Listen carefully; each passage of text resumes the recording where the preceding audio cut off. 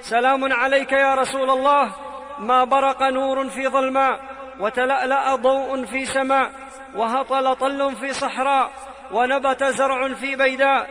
سيدي أبا القاسم يا رسول الله، صلوات الله وسلامه عليك.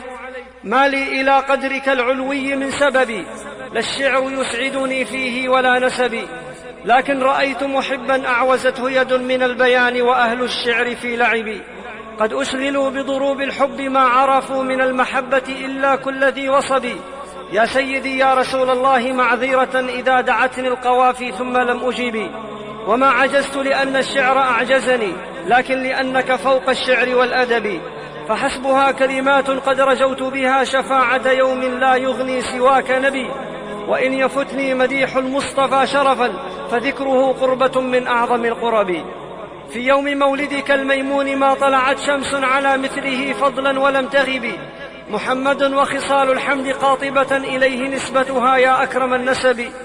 أما الندى فكمثل الريح مرسلة إذا تجود على البيداء بالسحب، وحلمه ما رأت عين ولا بصرت كمثله أبدا في ساعة الغضب. والبأس إن شمرت عن ساقها فبه يلوذ كل عظيم البأس مرتهب.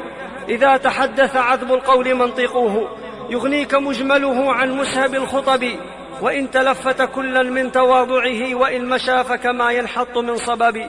وكامل الوصف ما في الناس مشبهه خلقا ولا خلقا منه بمقترب.